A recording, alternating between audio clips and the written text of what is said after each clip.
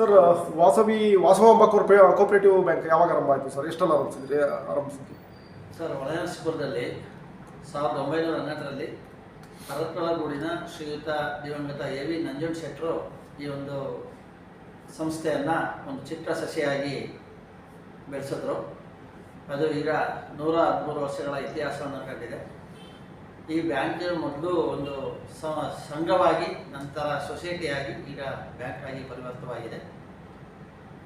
ದಿವಂಗತ ಶ್ರೀ ಎಚ್.ಬಿ. ಸತ್ಯನಾರಾಯಣ ಶೆಟ್ಟರು ಅಧ್ಯಕ್ಷರಾಗಿ ಮತ್ತು ಕಾರ್ಯದರ್ಶಿಗಳಾಗಿ ಒಟ್ಟಿಗೆ ಎರಡು ಕೆಲಸ ಒಬ್ಬರೇ ಮಾಡ್ತಾ, ಕಾರ್ಯದರ್ಶಿ ಮತ್ತು ಅಧ್ಯಕ್ಷರಾಗಿ, ಫಸ್ಟು ಕಾರ್ಯದರ್ಶಿ ಆಮೇಲೆ ಅಧ್ಯಕ್ಷರಾಗಿ ಹಲವಾರು ವರ್ಷಗಳ ಕಾಲ ಸೇವೆಯನ್ನು ಸಲ್ಲಿಸಿ ತಮ್ಮದೇ ಆದ ಕೊಡುಗೆಯನ್ನು ನೀಡಿದ್ದಾರೆ. ಹಲವಾರು ಅಧ್ಯಕ್ಷರು ಇದ್ದಾರೆ, ಅವರೆಲ್ಲರೂ ದಿವಂಗತರು. ಈಗ ನಮ್ಮ ಜೊತೆ ಇನ್ನೂ ನಮ್ಮ ಮಾರ್ಗದರ್ಶನ ಇರ್ತಾರಂಥ ಮಾಜಿ ಅಧ್ಯಕ್ಷರು ಸುಮಾರು 12 ಜನ ನಮ್ಮ ಜೊತೆ ಇದ್ದಾರೆ. ಈಗಲೂ ಶ್ರೀಯುತ ಕೆ.ಎನ್. ಅರುಣ್ ಅವರು, ಶ್ರೀಯುತ ಕೆ.ಜಿ. ಸುರೇಂದ್ರ ಗುಪ್ತಾ ಅವರು, ಶ್ರೀಯುತ ಎ.ಆರ್. ರವಿಕುಮಾರ್ ಅವರು, ಶ್ರೀಯುತ ಕೆ. ಶ್ರೀಧರ್ ಅವರು, ಶ್ರೀಯುತ ಎನ್.ಆರ್. ಪ್ರಸನ್ನ ಕುಮಾರ್ ಅವರು, ಶ್ರೀಯುತ ಜಿ. ನಟರಾಜ್ ಅವರು, ಹಾಗೆ ಶ್ರೀಯುತ ಎ. ಮಂಜುನಾಥ್ ಅವರು, ಶ್ರೀಯುತ ಮುರಳೀಧರ್ ಗುಪ್ತಾರ್ ಅವರು, ಶ್ರೀಯುತ ಎನ್. ರಮೇಶ್ ಬಾಬುರವರು, ಶ್ರೀಯುತ ಎನ್. ಜಿ. ಮುಕುಂದಾರ್ ಅವರು, ಶ್ರೀಯುತ ವಿ. ಎ. ಕೃಷ್ಣರವರು ಹಾಗೂ ಶ್ರೀಯುತ ಎನ್. ಗೌತಮ್ ಅವರು, ಇವರೆಲ್ಲ ನಮಗೆ ನಮ್ಮ ಮಾಜಿ ಅಧ್ಯಕ್ಷರು. ಇವರೆಲ್ಲರೂ ಈ ಸಂಸ್ಥೆಯ ಒಂದು ಉನ್ನತ ಮಟ್ಟಕ್ಕೆ ಬೆಳೆಸೋದಕ್ಕೆ ಸಹಕಾರಿ ಮಾಡಿದ್ದಾರೆ. ಹಾಗೆಯೇ ಈಗ ಅಲ್ಲಿ ಕಳೆದ 13 ವರ್ಷಗಳಿಂದ CEO ಆಗಿ ನಮ್ಮ ಶ್ರೀಯುತ ಎಸ್.ಆರ್. ಮೂರ್ತಿರವರು ಬ್ಯಾಂಕಿನ ಒಂದು ಸರ್ವತೋಮುಖ ಅಭಿವೃದ್ಧಿಗೆ ಶ್ರಮಿಸ್ತಾ ಇದ್ದಾರೆ. ಈಗ ಕಳೆದ ತಿಂಗಳು ನಾನು ಅಧ್ಯಕ್ಷನಾಗಿ ಮತ್ತು ಉಪಾಧ್ಯಕ್ಷನಾಗಿ ಶ್ರೀಯುತ ರೋಹಿತ್ ಅವರು ಚುನಾವಣೆಯಲ್ಲಿ ಗೆದ್ದು ಕಾರ್ಯನಿರ್ವಹಿಸ್ತಾ ಇದ್ವಿ. ಟೋಟಲ್ ಇದು ನಿಮ್ಮ ಟೀಮು ಈಗ ಒಟ್ಟಾರೆ ಒಂದು ಒಳ್ಳೆ ಟೀಮ್ ಇದೆ. ಟೀಮ್ ಇದೆ ಸರ್. ಏನಂದರೆ ಯಾವುದೇ ಬ್ಯಾಂಕ್ ಸ್ಥಾಪನೆ ಆಗಲಿ, ಆ ಬ್ಯಾಂಕ್ ಸ್ಥಾಪನೆ ಆಗೋ ಉದ್ದೇಶ ಏನಂದರೆ ಈ ಸಮಾಜದ ಕಟ್ಟಕಡೆಯ ಮನುಷ್ಯರನ್ನು, ಅದು ಯಾವ ವಿಚಾರವಾಗಿ ಸ್ಥಾಪನೆ ಆಗಿರುತ್ತೋ ಆ ವಿಚಾರದ ಕಟ್ಟಕಡೆಯ ಮನುಷ್ಯನ ರೀಚ್ ಮಾಡಬೇಕು, ಅವ್ರನ್ನ ಮೇಲೆತ್ತಬೇಕು ಅನ್ನೋ ಉದ್ದೇಶ ಇಟ್ಕೊಂಡು ಕೋಆಪರೇಟಿವ್ ಬ್ಯಾಂಕ್ ಆರಂಭ ಆಗ್ತದೆ. ಸೊ ಈ ವಿಚಾರದಲ್ಲಿ ನೀವು ಎಷ್ಟು ಪ್ರಗತಿಯನ್ನು ಸಾಧಿಸಿದ್ದೀರಾ? ನಿಮ್ಮ ಏನು ಒಂದು ವಿಚಾರ ಇದೆ, ಆ ವಿಚಾರವನ್ನು ಎಷ್ಟರ ಮಟ್ಟಿಗೆ ನೀವು ಲಾಸ್ಟ್ ಪರ್ಸನ್ವರೆಗೂ ತಗೊಂಡೋಗಿ ಬಿಟ್ಟಿದ್ದೀರಾ? ನಮ್ಮ ವಾಸವಾಂಬ ಕೋಆಪರೇಟಿವ್ ಬ್ಯಾಂಕ್ ಒಂದು ಸ್ಟಾರ್ಟ್ ಆಗಿ 113 ವರ್ಷ ಆಗಿದೆ. ಈ ಒಂದು 113 ವರ್ಷದಲ್ಲಿ ತುಂಬಾ ಜನ ಈ ಬ್ಯಾಂಕಿನ ಏಳಿಗೆಗೆ ಮತ್ತೆ ಜನಗಳನ್ನ ಸೇವೆ ಕೊಡೋದಕ್ಕೆ ತುಂಬಾ ಜನ ಶ್ರಮಿಸಿದ್ದಾರೆ. ಹಾಗೆ ಅದರ ಮೂಲ ಉದ್ದೇಶ ಬಂದ್ಬಿಟ್ಟು ಒಂದು ಈಸಿ ಫೈನಾನ್ಸಿಂಗ್, ನಮ್ಮ ಸಂಸ್ಥೆಯ ಸದಸ್ಯರಿಗೆ ಒಂದು ಸುಲಭವಾಗಿ ಸಾಲ ಸಿಗುವಂತ ಒಂದು ಪರಿಸ್ಥಿತಿ ನಿರ್ಮಾಣ ಮಾಡಬೇಕಾಗಿರೋದು ಒಂದು ಮೊದಲನೇ ಉದ್ದೇಶ. ಹಾಗೆ ನಮ್ಮ ಗ್ರಾಹಕರಿಗೆ ಅತ್ಯಂತ ಉನ್ನತ ಮಟ್ಟದ ಸೇವೆ, ಅತ್ಯಂತ ಕಡಿಮೆ ಫೀಸ್ ಅಥವಾ ಚಾರ್ಜಸ್ ಮಾಡಿ ಅದನ್ನ ಸೇವೆ ಕೊಡಬೇಕು ಅನ್ನೋದೊಂದು ಉದ್ದೇಶ. ಹಾಗೆ ನಮ್ಮ ಸದಸ್ಯರು ಹಾಗೂ ಗ್ರಾಹಕರಿಗೆ ಒಂದು ಒಳ್ಳೆ ಬ್ಯಾಂಕಿಂಗ್ ಫೆಸಿಲಿಟೀಸ್ನ ಕೊಡಬೇಕು ಅನ್ನೋ ಒಂದು ಉದ್ದೇಶದಿಂದ ವಾಸವಾಂಬ ಕೋಆಪರೇಟಿವ್ ಬ್ಯಾಂಕ್ ಪ್ರಾರಂಭವಾಗಿದ್ದು, ಅದೇ ರೀತಿ ಇಷ್ಟು ವರ್ಷನೂ 113 ವರ್ಷನೂ ಅದೇ ರೀತಿ ಸಮಾಜ ಸೇವೆನ ಗುರಿಯಾಗಿರಿಸಿಕೊಂಡು ಜನಗಳ ಒಂದು ಗ್ರಾಹಕರ ಸೇವೆನ ಗುರಿಯಾಗಿರಿಸಿಕೊಂಡು ಮಾಡ್ಕೊಂಡು ಬಂದಿದ್ದೀವಿ. ಇವತ್ತಿನ ದಿನ ಹೊಳೆನರಸೀಪುರದಲ್ಲಿ ಒಂದು ಪ್ರತಿಷ್ಠಿತ ಸಂಸ್ಥೆ ಅಂತ ಹೇಳ್ಬೋದು. ಇವತ್ತಿನ ದಿನ ನಮ್ಮ ನ್ಯಾಷನಲೈಸ್ ಬ್ಯಾಂಕ್ಗಳಿಗೆ ಸರಿಸಮಾನವಾಗಿ ನಮ್ಮ ಫೆಸಿಲಿಟೀಸ್ನ ಕೊಟ್ಕೊಂಡು ನಾವು ಪ್ರೋಗ್ರೆಸ್ನ ಮಾಡ್ಕೊಂಡು ಬಂದಿದ್ವಿ. ಆ ಉದ್ದೇಶನ ನಾವು ಇವತ್ತಿನ ತನಕನೂ ಈಡೇರಿಸ್ಕೊಂಡು ಮುಂದೆನೂ ಇದೇ ಥರ ಆ ಉದ್ದೇಶಕ್ಕೆ ತಕ್ಕಂಗೆ ಕೆಲಸಗಳನ್ನ ಮಾಡಿಕೊಂಡು ಬರಬೇಕು ಅಂತ ಅನ್ಕೊಂಡಿದ್ವಿ. ನಮಸ್ತೆ. ನಮ್ಮ ಶ್ರೀ ವಾಸವಾಂಬ ಕೋಆಪರೇಟಿವ್ ಬ್ಯಾಂಕ್ ಅಲ್ಲಿ ಹಲವಾರು ಸೇವೆಗಳು ಮತ್ತು ಸಾಲಗಳು, ಡೆಪಾಸಿಟ್ಸು ಪ್ರತಿಯೊಂದು ಇದೆ. ನಮ್ಮ ಉದ್ದೇಶ ಏನು ಅಂತಂದರೆ ಕೋಆಪರೇಟಿವ್ ಬ್ಯಾಂಕ್ ಅಂದ್ರೆ ಸಹಕಾರ. ಎಲ್ಲ ಒಂದು ನೀಡ್ಸ್ ಕಸ್ಟಮರ್ಸ್ಗೆ ಏನಿದೆ ಅವ್ರ ನೀಡ್ಸ್ನ ನಾವು ಅರ್ಥ ಮಾಡಿಕೊಂಡು ಅವ್ರಿಗೆ ಯಾವ ರೀತಿ ಕಸ್ಟಮೈಸ್ ಮಾಡಿ ಕೊಡ್ಬೋದು ಸಾಲಗಳು ಕೊಡ್ತೀವಿ. ಮತ್ತು ಬೀದಿ ವ್ಯಾಪಾರದವ್ರಿಗೆ ಅವ್ರಿಗೆ ಮಿನಿಮಮ್ 12,000ದಿಂದ ನಾವು ಸಾಲಗಳನ್ನ ಕೊಡ್ತೀವಿ. ಅಪ್ ಟು 1.5 ಕೋಟಿವರೆಗೂ ಸೆಕ್ಯೂರ್ಡ್ ಲೋನ್ಸ್ ಕೊಡ್ತೀವಿ. ಮತ್ತು ಬಿಸ್ನೆಸ್ಗೆ ಅಂತ ಒಂದು 75,000ದಿಂದ 1 ಲಕ್ಷವರೆಗೂ ಕೊಡ್ತೀವಿ. ಮತ್ತು ವೆಹಿಕಲ್ ಪರ್ಚೇಸು, ಮತ್ತು ಹೌಸ್ ಪರ್ಚೇಸು, ಸೈಟ್ ಪರ್ಚೇಸ್ ಎಲ್ಲ ಬ್ಯಾಂಕ್ಗಳಲ್ಲಿ ಸೈಟ್ ಕಮ್ ಕನ್ಸ್ಟ್ರಕ್ಷನ್ ಹೌದು. ಪರ್ಚೇಸ್ ಇರುತ್ತೆ, ಲೋನ್ ಇರುತ್ತೆ. ನಮ್ದ್ರಲ್ಲಿ ಸೈಟು ಕೊಡ್ತೀವಿ. ಸೈಟ್ ಪರ್ಚೇಸ್ ಮಾಡ್ಲಿಕ್ಕೆ ಸಾಲ ಕೊಡ್ತೀರಾ? ಹೌದು. ಮತ್ತೆ ಸೈಟ್ ಪರ್ಚೇಸ್ ಕಮ್ ಕನ್ಸ್ಟ್ರಕ್ಷನ್ ಅದಕ್ಕೂ ಕೊಡ್ತೀರಾ? ಎರಡಕ್ಕೂ ಇದೆ ನಿಮ್ಮಲ್ಲಿ? ಎರಡಕ್ಕೂ ಇದೆ. ಮತ್ತೆ ಮನೆ ಮೇಲೆ ಸಾಲ, ಮತ್ತೆ ಗೃಹೋಪಯೋಗಿ ವಸ್ತುಗಳಿಗೆ ಸಾಲ ಕೊಡ್ತೀವಿ. ಮಿಷನರಿ ಮಾರ್ಟ್ಗೇಜ್ ಲೋನ್ ಅಂತ, ಟಿವಿ ಇರ್ಬೋದು, ಲ್ಯಾಪ್ಟಾಪ್ಸು, ಆಫೀಸ್ ಎಕ್ವಿಪ್ಮೆಂಟ್ಸು, ಇದಕ್ಕೆಲ್ಲನೂ ಸಾಲ ಕೊಡ್ತೀವಿ. ಮತ್ತೆ ಇದೇ ಎಲ್ಲ ನ್ಯಾಷನಲೈಸ್ಡ್ ಬ್ಯಾಂಕ್ ಏನು ಕೊಡ್ತಾರೆ ಫೆಸಿಲಿಟೀಸು, ಆಲ್ಮೋಸ್ಟ್ ಅದರ ತುದಿಯವರೆಗೂ ನಾವು ಪ್ರತಿಯೊಂದು ಸೌಲಭ್ಯನೂ ಕೊಡ್ತೀವಿ. ಡೆಪಾಸಿಟ್ಸು ಸಹ ನ್ಯಾಷನಲೈಸ್ಡ್ ಬ್ಯಾಂಕಿನ ಜಾಸ್ತಿ ರೇಟ್ ಆಫ್ ಇಂಟ್ರೆಸ್ಟ್ ಇರುತ್ತೆ. ಮತ್ತು ಅದ್ರ ಜೊತೆಗೆ UPI digital services, full internet banking ಅನ್ನೋದೊಂದು ಬಿಟ್ಟು ಇನ್ನೆಲ್ಲ ಕೊಡ್ತೀವಿ. ಗೂಗಲ್ ಪೇ, ಫೋನ್ಪೇ, ಮತ್ತು RTGS, ನೆಫ್ಟು, ಇನ್ಯಾಚು, ECS ಮ್ಯಾಂಡೇಟು, ಫಾಸ್ಟ್ಯಾಗ್ಸು ಎಲ್ಲ ಕೊಡ್ತೀವಿ. ಡೋರ್ ಸ್ಟೆಪ್ ಸರ್ವಿಸಸ್ ಇರುತ್ತೆ. ಮತ್ತು ನಮ್ಮದ್ರಲ್ಲಿ ರೀಸೈಕ್ಲರ್ ಮಿಷನ್ ಅಂತ ಒಂದು ಹಾಕಿದ್ದೀವಿ. ಎಲ್ಲ ಬ್ಯಾಂಕ್ಗಳಲ್ಲಿ ಆ ಬ್ಯಾಂಕಿಗೆ ಡೆಪಾಸಿಟ್ ಮಾಡೋಕ್ಕೆ ಮಾತ್ರ ರೀಸೈಕ್ಲರ್ ಉಪಯೋಗಿಸ್ತಾರೆ. ಆದರೆ ನಮ್ಮ ಬ್ಯಾಂಕಲ್ಲಿ 18 ಬ್ಯಾಂಕಿಗೆ ಅವರು ATM ಕಾರ್ಡ್ ಮುಖಾಂತರ ಜಮಾ ಮಾಡ್ತಾರೆ. ಆ ಫೆಸಿಲಿಟಿ ನನಗೆ ಗೊತ್ತಿರೋಂಗೆ ಕರ್ನಾಟಕದಲ್ಲಿ ತುಂಬ ಕೆಲವು, ಅದರಲ್ಲಿ ನಾವೇ ಫಸ್ಟ್ ಅದು ಇಂಟ್ರೊಡ್ಯೂಸ್ ಮಾಡಿದ್ದು. Great sir. ಮತ್ತು ಇನ್ಯಾವ್ದಾರ ಹೊಸ ಲೋನ್ಸ್ ಬಂದು ಯಾವ್ದಾರ ಕಸ್ಟಮರ್ಸು ಕೇಳಿದ್ರೆ ಕಸ್ಟಮೈಸ್ ಮಾಡಿ ಮೀಟಿಂಗಲ್ಲಿ ತೀರ್ಮಾನ ಮಾಡಿ ಆ ಒಂದು ಫೆಸಿಲಿಟಿನೂ ಸಹ ಮಾಡ್ತೀವಿ. ಈಗ ಅದರ ಅಟ್ ಪ್ರೆಸೆಂಟು 145 ಕೋಟಿ ಡೆಪಾಸಿಟ್ಸ್ ಇದೆ. 100 ಕೋಟಿವರೆಗೂ ಸಾಲ ಕೊಟ್ಟಿದ್ದೀವಿ. ಇಷ್ಟು ಸೌಲಭ್ಯಗಳು ಸರ್ವಿಸ್ ಇದೆ ಬ್ಯಾಂಕಲ್ಲಿ.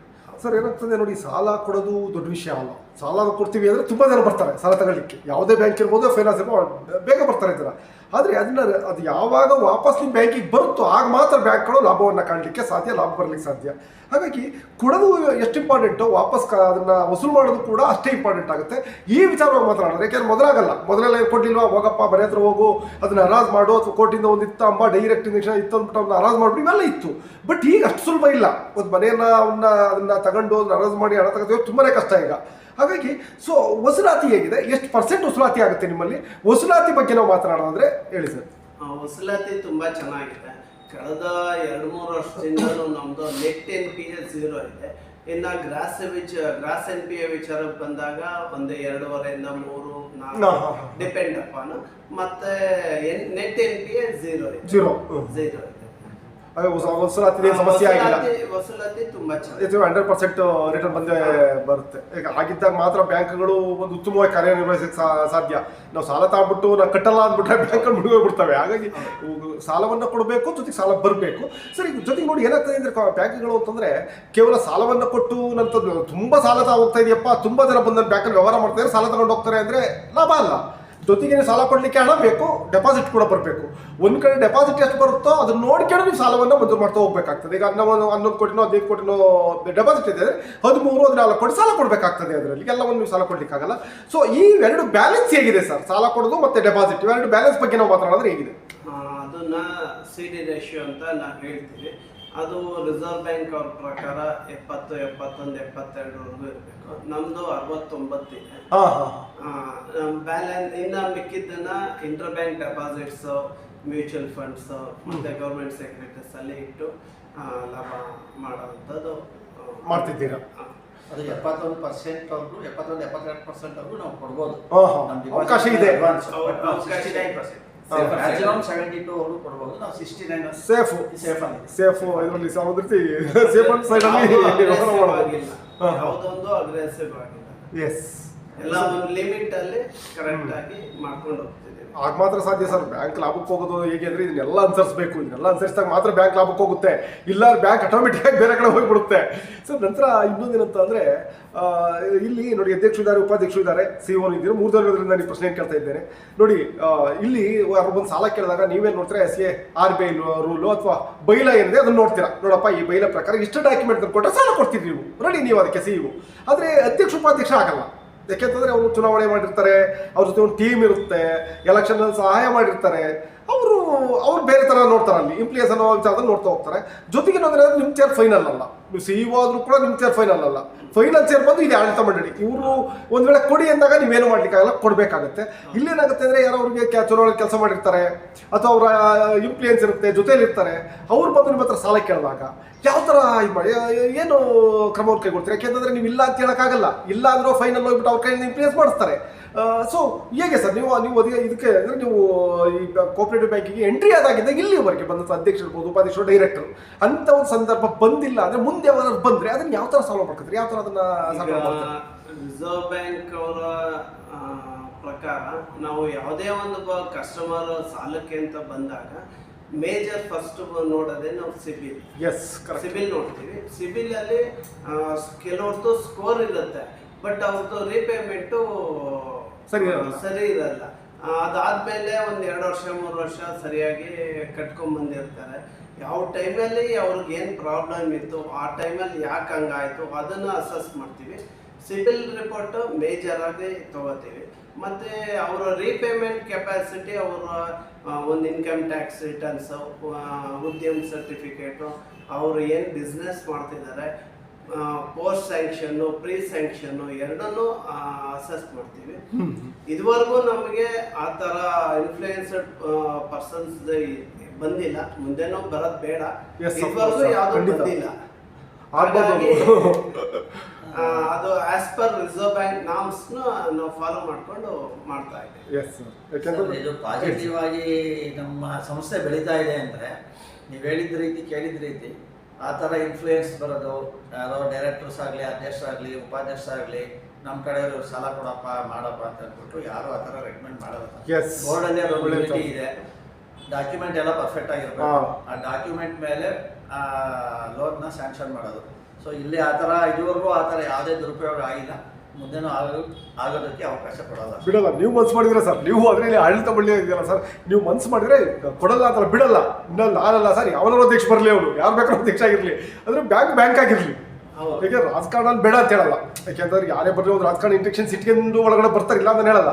ಬಟ್ ಹೇಗೆ ಅಂದರೆ ಡೋರ್ವರೆಗಿರಲಿ ರಾಜಕಾರಣ. ಡೋರ್ ಒಳಗಡೆ ಬಂದ ತಕ್ಷಣ ಇಲ್ಲಪ್ಪ ಇದು ಬ್ಯಾಂಕ್, ಇಲ್ಲ ಇಲ್ಲಿ ಒಬ್ಬ ಇದು ಕೆಲಸ ಮಾಡ್ಲಿಕ್ಕೆ ಬಂದಿರ್ತಕ್ಕಂಥವ್ರು ಅಷ್ಟೇ, ಸರ್ವಿಸ್ ಮಾಡ್ಲಿಕ್ಕೆ ಬಂದಿದ್ರೆ ಸರ್ವಿಸ್ ಮಾಡಿ ನಾನು ಇರೋವರೆಗೂ ಬ್ಯಾಂಕ್ ಬೆಳೆಸಿ ಹೋಗ್ತೀನಿ ಅನ್ನೋ ಉದ್ದೇಶ ಇಟ್ಕೊಂಡು ಯಾವುದೇ ಕೋಆಪರೇಟಿವ್ ಬ್ಯಾಂಕ್ XYZ ಯಾವ್ದಾರು ಆಗಿರ್ಬೋದು ಅದು, ಆದರೆ ಖಂಡಿತವಾಗ್ಲೂ ಆ ಬ್ಯಾಂಕ್ ಬೆಳೀತಾ ಹೋಗುತ್ತೆ ಸರ್. ನಂತರ ಇನ್ನೊಂದೇನಂತಂದರೆ ನೋಡಿ, ಈಗ ಗೋಲ್ಡ್ ಲೋನು ತೀರಾ ಎಲ್ಲ ಕಡೆ ತಕ್ಷಣ ಕೊಡಬೇಕಾದಂಥ ಲೋನು. ನೀವು ಗೋಲ್ಡ್ ಲೋನ್ ಕೊಡೋದಿದ್ರೆ ಈ ಪ್ರಶ್ನೆ ಏನಾಗ್ತದೆ ಅಂದರೆ, ಗೋಲ್ಡ್ ಲೋನ್ ನೀವು ಬಂದ ತಕ್ಷಣ ಕೊಡಬೇಕಾಗ್ತದೆ. ಇಲ್ಲ ಸರ್ ಇವತ್ತು ಗೋಲ್ಡ್ ಇಟ್ಟೋಗಿ ನಾಳೆ ಬಂದು ಸಾಲ ತಾಳಿ ಅಂದರೆ ಯಾರು ಬರಲ್ಲ. ಹಾಗಾಗಿ ಇಲ್ಲೇನಾಗುತ್ತೆ, ಎಷ್ಟು ದೊಡ್ಡ ದೊಡ್ಡ ಬ್ಯಾಂಕ್ಗಳು ಕೂಡ ಈ ವಿಚಾರದಲ್ಲಿ ಮೋಸ ಹೋಗ್ತಾ ಇದ್ದಾವೆ. ನಾನು ಮೊನ್ನೆ ಮಂಗಳೂರಲ್ಲಿ ಒಂದು ಇಂಟರ್ವ್ಯೂ ಮಾಡಿದ್ದೆ, ಆ ಬ್ಯಾಂಕಲ್ಲೂ ಕೂಡ ಈ ಥರ ಒಂದು ಇದಾಯ್ತು. ಮೊನ್ನೆ ಆಗಿದೆ ಅಂದರೆ ನಾವು ಮಾಡಿದೊಂದು 2-3 ವರ್ಷ ಕಳೆದಿತ್ತು. ಈಗಲ್ಲ ಆಗಿದೆ. ಹೇಗೆ ಅಂತಂದರೆ ನಕಲಿ ಚಿನ್ನವನ್ನು ಇಟ್ಟು 6 ಲಕ್ಷ ಸಾಲ ತಗೊಂಡು ಅಲ್ಲಿ ಒಬ್ಬ ಮುಸ್ಲಿಂ ವ್ಯಕ್ತಿ ಮೋಸ ಮಾಡಿತ್ತು. ಮತ್ತು DCC ಬ್ಯಾಂಕ್, ಮಡಿಕೇರಿ DCC ಬ್ಯಾಂಕಲ್ಲಿ ಕೂಡ ಈ ಥರ ಆಗಿತ್ತು. ಅದಕ್ಕೋಸ್ಕರ ತಜ್ಞರು ಬೇಕಾಗ್ತಾರೆ ಸಾಲವನ್ನು ಕೊಡಬೇಕಾದ್ರೆ, ಸುಮ್ಮನೆ ಕೊಡ್ಲಿಕ್ಕಾಗಲ್ಲ. ಒಬ್ಬ ತಜ್ಞರು ಇರಬೇಕು, ಅವ್ರು ಬಂದ ತಕ್ಷಣ ಚೆಕ್ ಮಾಡಬೇಕು. ಆ ಚೆಕ್ ಮಾಡಿ ನೋಡಪ್ಪ ಇದು ಒರಿಜಿನಲ್, ನೀವು ಕೊಡ್ಬೋದು ಅಂದಾಗ ನಾವು ಸಾಲವನ್ನು ಕೊಡಲಿಕ್ಕೆ ನೀವು ರೆಡಿ ಇರ್ತೀರಾ. ಸೊ ಹಾಗಾಗಿ ನಿಮ್ಮಲ್ಲಿ ಏನೆಲ್ಲ ವ್ಯವಸ್ಥೆ ಇದೆ ಅದಕ್ಕೆ, ಅದ್ರ ಬಗ್ಗೆ ನಾವು ಮಾತನಾಡೋದ್ರೆ ಹೇಳಲಿಕ್ಕೆ ಸಾಧ್ಯ ಇದ್ರೆ ಹೇಳ್ಬೋದು ಈ ಪ್ರಶ್ನೆಗೆ ಆನ್ಸರ್. ನಮ್ಮಲ್ಲಿ ಏನಾಗುತ್ತೆ ಅಂದ್ರೆ ಅಪ್ರೈಸರ್ಸ್ ಅಂತ ಇದ್ದಾರೆ. ಇಬ್ಬರು ಅಪ್ರೈಸರ್ಸ್ ಇರ್ತಾರೆ. ಒಬ್ಬರು ಮಾಡಿದ್ದನ್ನ ಇನ್ನೊಬ್ರು ಚೆಕ್ ಮಾಡ್ತಾರೆ. ಅದು ನಾವು 6 ತಿಂಗಳಿಗೆ 8 ತಿಂಗಳಿಗೆ ಒಂದ್ಸತಿ ಅದ ನಮ್ಗೆ ಅನುಮಾನ ಬಂತು ಅಂದಾಗ ಇಬ್ಬರ ಹತ್ರನೂ ಅಪ್ರೈಸ್ ಮಾಡಿಸ್ತೇವೆ. ಅವರು ಅಪ್ರೈಸರ್ಸ್ ನಮ್ಗೆ ಯಾವಾಗ ಓಕೆ ಮುಂದುವರಿಬಹುದು ಅಂದ್ರೆ ಮಾತ್ರ